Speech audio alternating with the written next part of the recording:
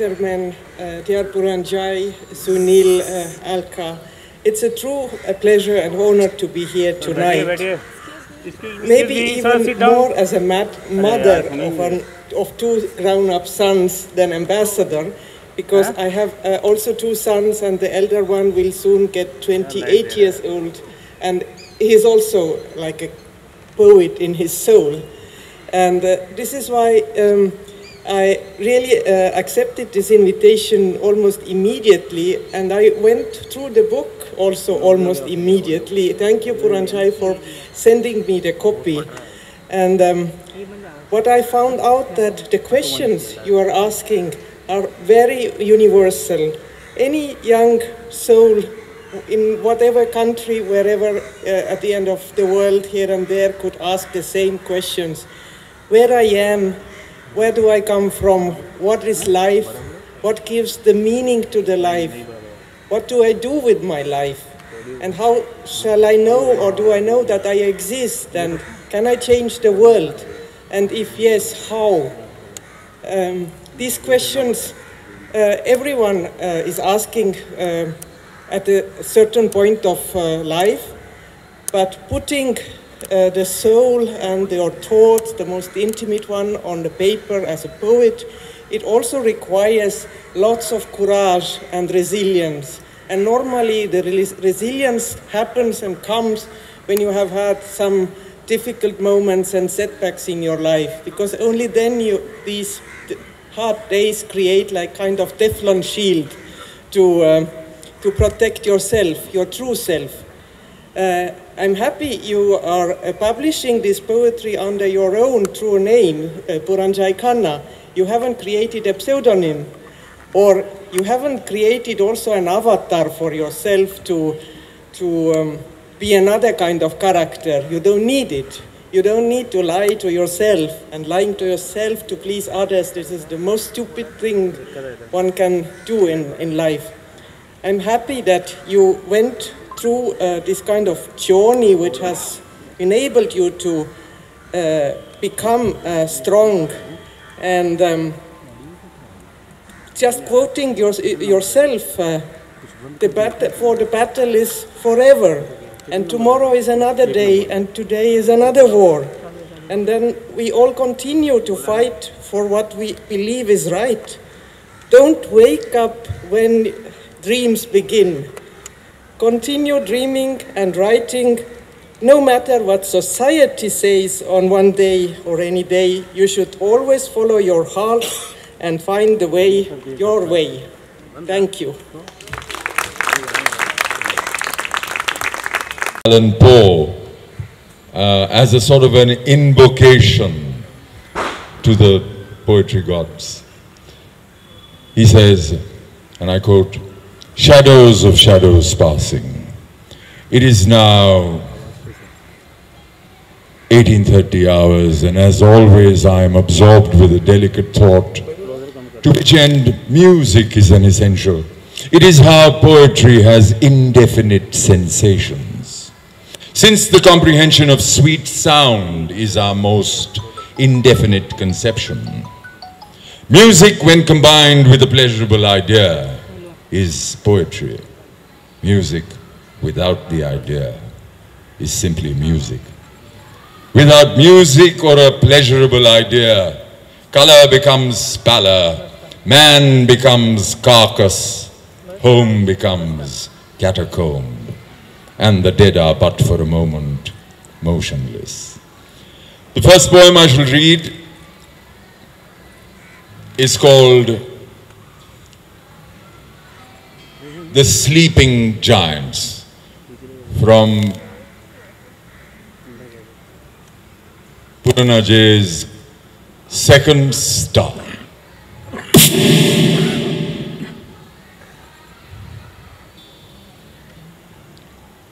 The Sleeping Giants.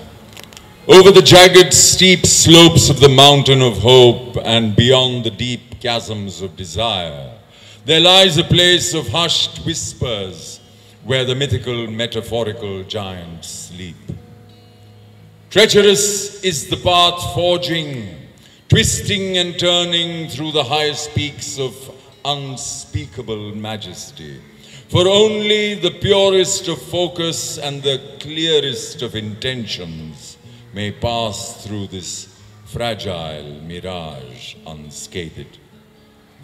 Twisted are these rope bridges of delicate light forming intricate mazes above the darkness of the chasm, for the slightest hesitation of intention assures you, drop in the labyrinth below, where you must start your journey again. Beyond the bridges at the gate of dawn, there lies the magic violin of serenity, for whosoever reaches the journey's end must soothe the giants to continue their slumber. State of the heart of the wanderer who dares play the magic instrument determines if chaotic destruction or law and peace reign supreme. For woe to that cursed mortal who dares hesitate and play, lest sleeping giants be awoken and dance to the music of the universe's destruction.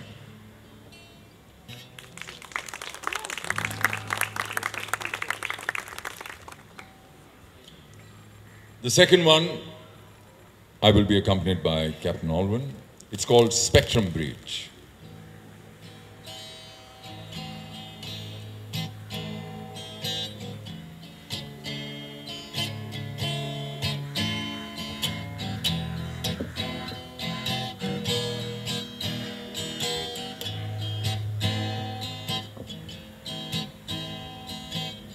Come ashore to the reality defined by light. The darkness, peace, sea of space bursts into colors so bright. They morph into all shapes and sizes. As from nothing a wave of light arises.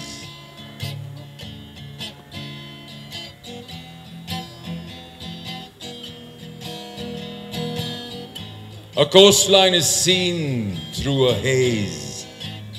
Time is barely felt in these days.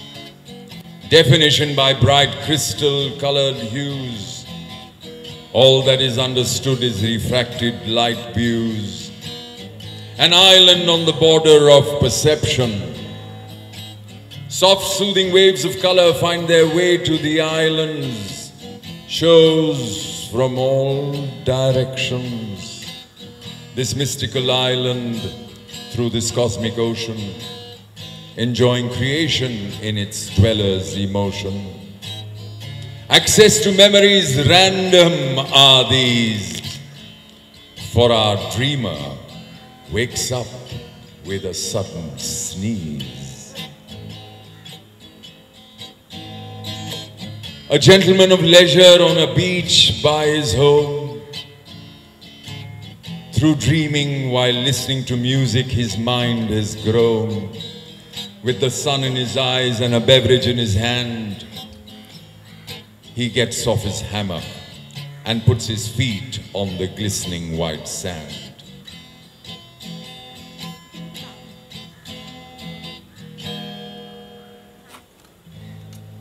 For a moment, he understood all of creation. He reached for his phone to tell the nation. But just as he heard the ring and his lower lip did bite, a spark of glass in the sand reflected sharp light. So bright and sudden was the spectrum of light. He forgot the secret in a moment of fright. What followed was a time of frustration.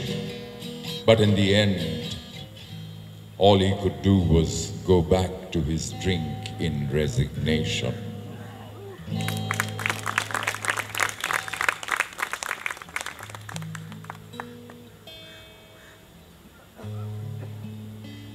The third poem I shall only read is called Oracle. Breathe in the air of chaos, of the countless battles fought, of the true essence of human nature, of the future to be created by trends of thought.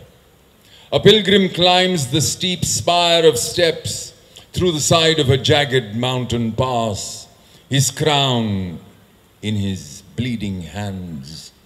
He seeks to know if the future for him has greener grass. There, on a cliff overlooking the sea, lies a house that looks in room. Inside, what magic and incantations be, for she dances in a trance, her eyes shut and her voice chanting true. For millennia she has stood atop this place of hushed whispering repute. For those who come for fate's blessing have no clue if chance favors their shoot. For through air of ominous mystery and an eerie understanding of the infinite state, the oracle sees through all of history to give the pilgrim a view of what is come on his plate. With substance and cycles of erotic illusion, she dances like a child gone mad, channeling chaos, confusion, laughing with shrieks neither good nor bad. With the arrogance of days gone by, the fallen king demands that she speak, for he must know if he will recover his land. She stops dancing as his mental footing goes weak. She speaks in a whisper of hiss, telling the nothing king to roam, for in his lust and greed he has for all eternity lost his home. He looks away dejected, knowing that his chance is lost. He slays himself in a moment of pure emotion. He could not bear his arrogance's cost.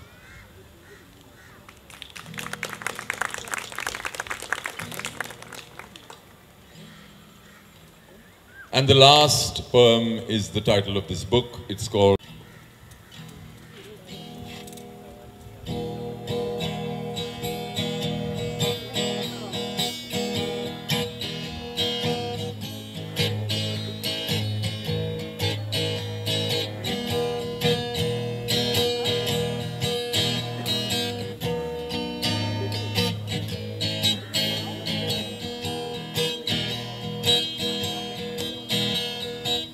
Out of the life that I left behind. Sorrow and desire were all I ever did find. To be a part of something beyond me I craved. To the will of others I always caved. Fear of being alone had a clutch on my heart. From those whom I thought cared, I never wanted to be apart. But the advantage of love was the intention of a few. The more I experienced, the more I grew. Terror gripped my soul with the passing of time.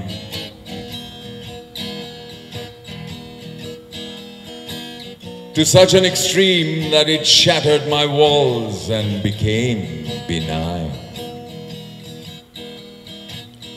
A part of me that I once lived for was gone, and in its place a new resilience was born. I leave behind a mentality of self-doubt. Living for me is what my life is now about. My broken wings are now in a state of complete repair. As I discover new horizons, all the world can do now is stare. Like Peter Pan into the sky I fly, to my Neverland somewhere in my mind's eye. I've had enough of the negativity, anger, and scorning. My destination is the second star to the right, and straight on till the morning.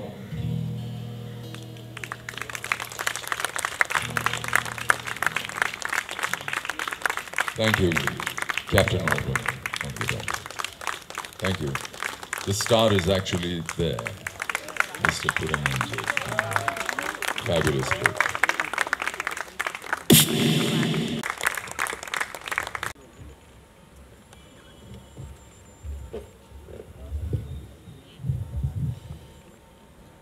Wow, what a night. This is truly a magical, mystical night.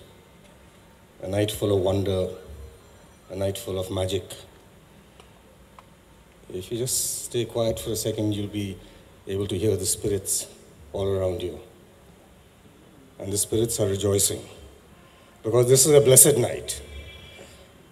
It is a night when a young man just entering into his manhood has given the world, given us, a wonderful gift, the gift of poetry. And because of this gift, there will be greater sympathy in the world, greater empathy in the world, greater understanding in the world, and the world will become a better and more peaceful place. I'm not exaggerating, because this is the power of poetry. Poetry can enter a person's soul like no other form of art can. And it enters you, and it plays with your emotions, and it stretches your emotions to breaking point, and makes you discover feelings and emotions that you never thought actually existed within you. That is the power of poetry.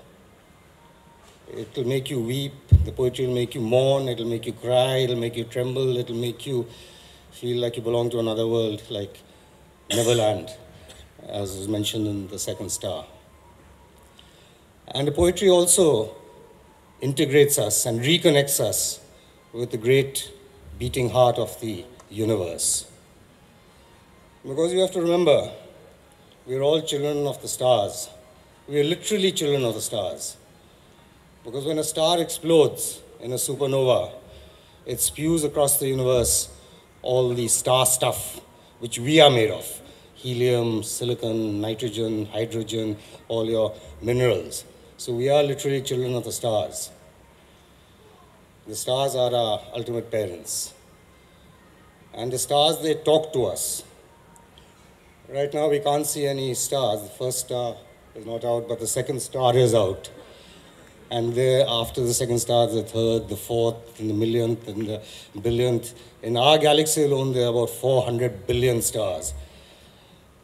The universe is all about billions and trillions and quadrillions and pentillions and septillions. It's infinity. You have to grasp what infinity is. You have to wrap your mind around infinity.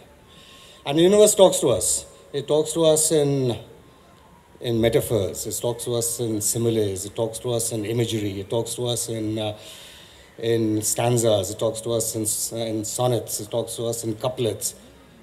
In short, it talks to us in rhythm and rhyme and verse. The universe is not prosaic. That is why it's called universe.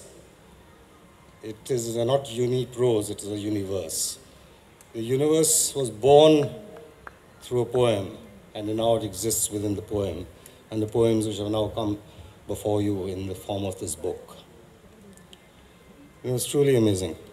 So we have to congratulate Puranjay, but I do not know how much we should congratulate him, because it is an old mystery who actually has written these poems. Is Puranjay just an instrument of the stars that I mentioned before, of the spirits which I mentioned before, of the universe which I mentioned before, or of the muses, the 9 muses which I have not mentioned? One doesn't know. Puranjay also probably doesn't know where the ideas come from, where the thought comes from, and who is moving his hand across the paper for writing these incredible stanzas. It is a mystery, but let us accept the mystery. Mysteries are something that we should cherish, something that we should accept. And mysteries have their value. Because mysteries, There's in one of the poems written by Wilfred Owen, mystery was mine and I had mastery. Mastery was mine and I had mystery.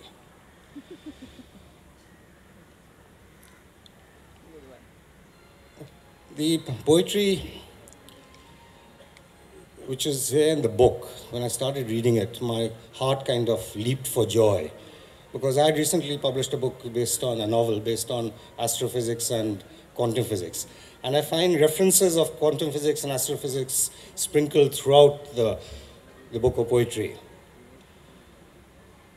Puranjay talks about black holes.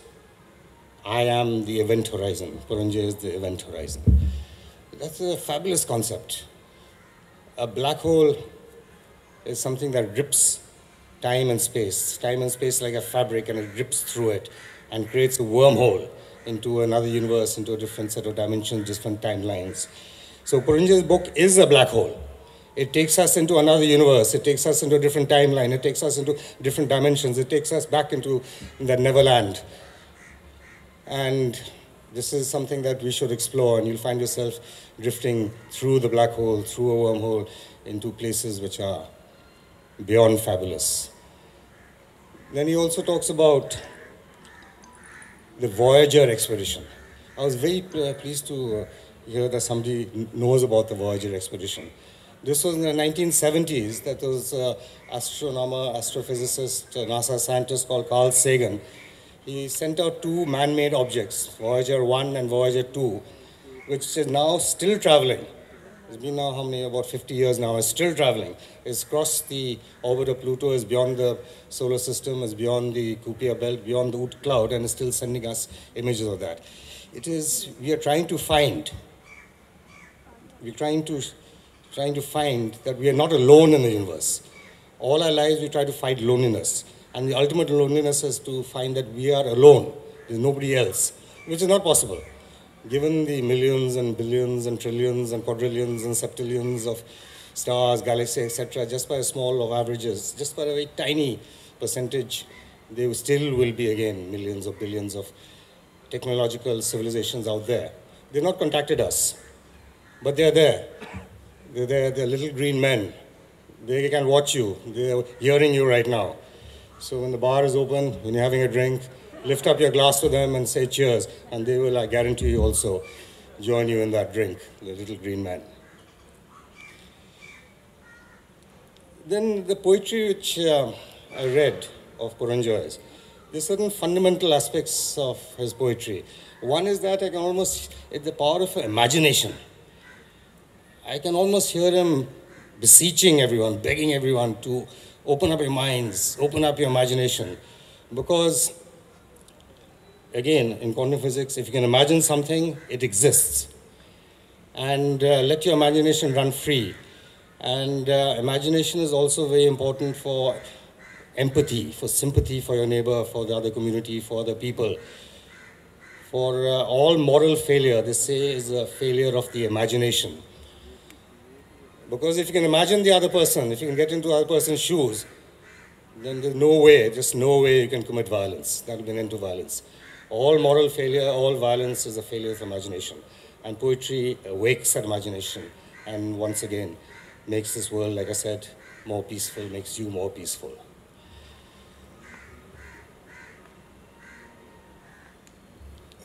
Puranjay has told us to think outside the box. But he goes beyond that. He says in one of his poems that the box you want to think of in the first place does not exist. This is a very powerful line. This is a line that sets you free. It means that your mind is not shut within a box. There are no boundaries to your mind. And then you can venture forth in imagination and creativity anywhere you want. Then he also talks about mirrors. A mirror loses its purpose if it does not have any object to reflect.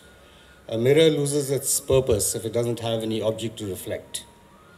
Now, Puranjay's book is also a mirror. You will be seeing your soul in it. You'll be seeing your mind in it. You'll be seeing your heart in it. You'll be seeing your life in it. You'll see where your life exists as part of society. You may not like it. You'll see yourself naked in it. You'll see yourself exposed. But reflect upon the reflection that this book provides you, even if you don't like it. Because if you understand yourself better, you will become a better person. There was a German philosopher called Friedrich Nietzsche. So he also used the metaphor of mirrors. He says that my books are also a mirror to society. And I'm hated because what society sees is a donkey in the mirror. And nobody wants to believe that they are less than they pretend to be.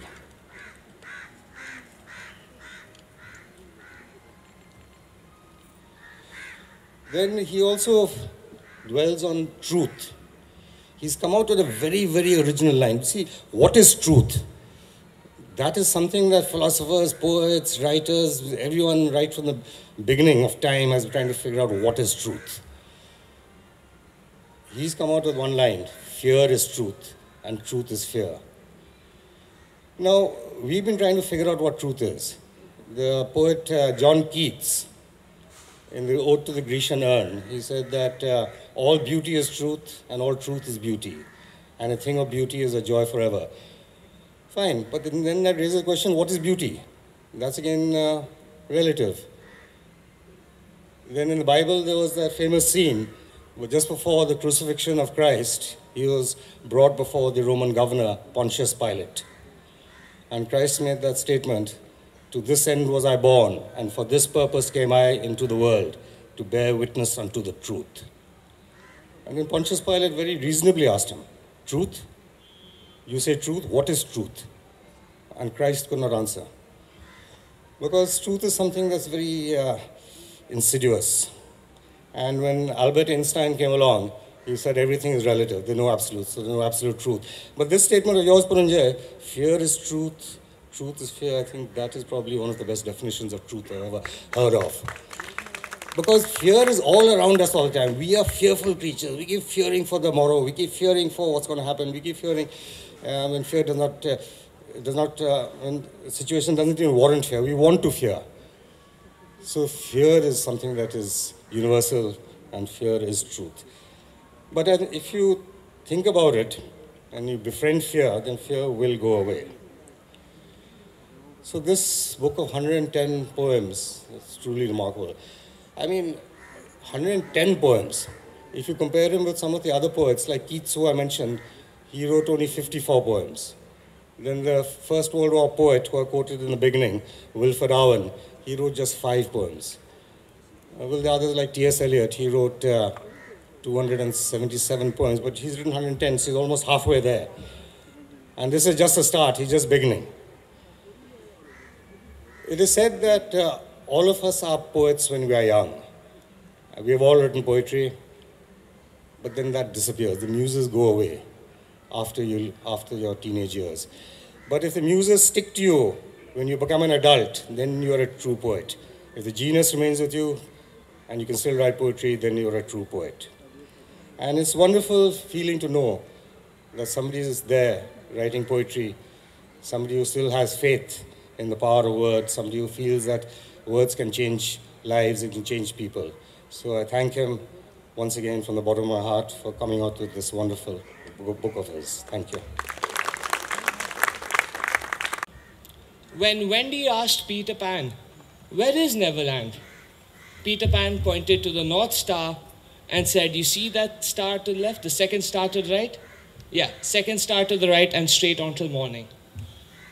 To me, literature is wonder. It takes you to a place where you cannot describe. It's a haze. You don't understand it. You will not be able to until you're done reading and you come back to earth. To me, the stars hold all forms of wonder, and tonight has been absolutely wonderful. Beyond anything I could have ever imagined. There's a great amount of gratefulness that I have for this day. Thank you, God. Excellency, ma'am, thank you for taking the time out of your busy schedule and without hesitation coming all the way from Delhi to support me, to to not even hesitate in terms of that. Thank you, thank you, thank you. Excellency Shumit Uncle, as well as Tanuja Auntie. You have been a guiding force for me. It has pushed me forward to have the courage to even stand up here today. If it wasn't for you, I don't think tonight would have been quite as much as it has. Thank you to Denzel sir, as well as Captain Alwyn. What you did was enchanting and entrancing. I was lost for words. It felt like something out of time. Thank you for that. Thank you to my parents, although thank you is not something that I would normally say, because what we have here is total unconditional love. Gratefulness is not needed here, it's just pure love. And Shreya, there's a first time for everything. Well done. Well done.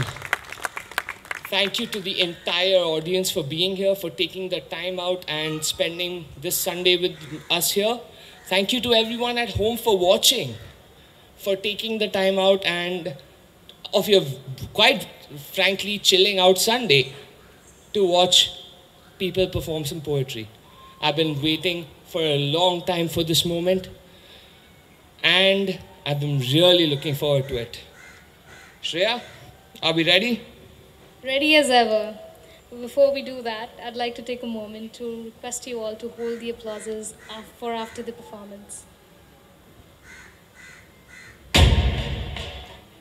Manifest. Welcome to the Festival of Dreams, a place where there is no such thing as real. Mantras and magic burst at the seams, where the universe responds to how you feel. Mankind is just a made-up term, used to try to give ourselves meaning. What is our purpose, we must confirm, and to that cause we remain scheming. Many attempt to resist the flow of what the universe for them intends. Many also do come to mental blows and continue to create and follow their own trends. But there is a secret that on the surface remains, which no one seems to be able to see. The power over reality itself is actually in the hands of you and me. The power we have is truly our own. The ability to communicate with the universe through speech, by following the situations that time has shown, and making choices through the language of mental and emotional reach. For if as a man, in that flow of time, I call out my truest desire, I create a new festival of dreams that further carries on the universe's fire. I am. I am the light, born of the darkness, intensely focused on a single point. I am a crack in the whole, creating the cycle of the whole. I am the altered carbon with consciousness. I am the place where insurmountable pressure creates more value than a diamond. I am the event horizon of a black hole. I am the one who creates newer versions of myself on a momentary basis. I am the intrusion, repurposing. I am the dichotomy of freedom in the rules that guide. I am the existential living in the differential. I am the limited perpetuating the infinite. I am consciousness. Charge. Charge. Like the unstoppable force of a natural storm, ever building, ever growing, ever persistent, ever looming. Let the lightning and thunder be your calling card in your ascent beyond heaven itself. Charge. Let doubt convert into the unshakable faith, not of control, but of the ability to withstand the harshest chaos itself. Charge like a source of light, infinite in abundance, with the glow emanating in a fire of progress, going on until potential is realized or the glow fades into obscurity itself. Charge. No fear, no hesitation, no hatred, no anger. Just focus unrelentingly. Charge. Charge your soul to the heights of infinity and glory, and let that inner fire rage against all sloth and anguish. Charge, charge, charge. Like the potential of the Big Bang itself, bringing forth a universe of your light itself. Charge.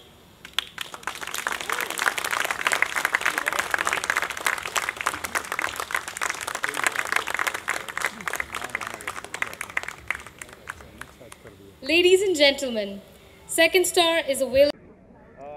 What do you like to say about this book and about Puranjay?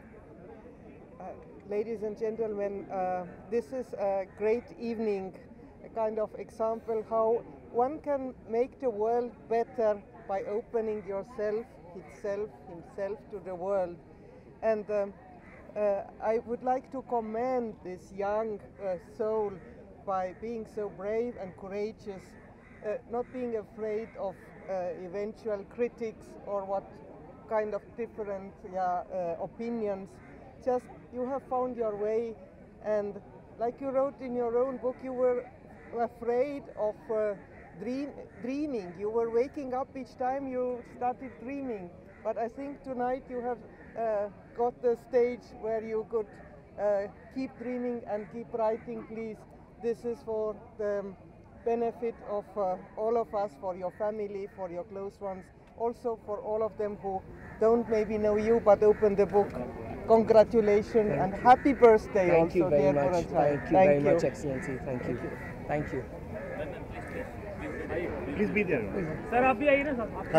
Sir आइए. पुरांजय, आपने lockdown के अंदर ये book लिखी होगी, तो इस book को लिखने का कॉन्सेप्ट कैसे आया?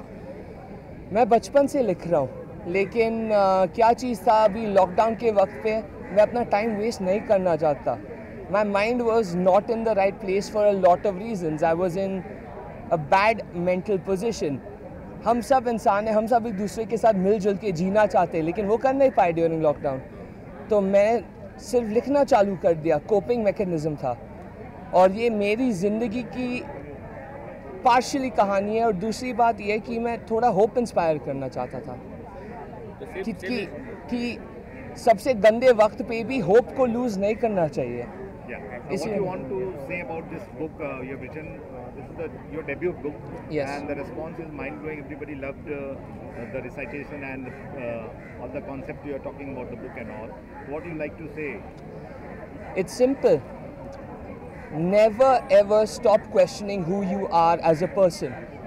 You as a person have the power to achieve all of your dreams if you keep questioning yourself. You keep growing.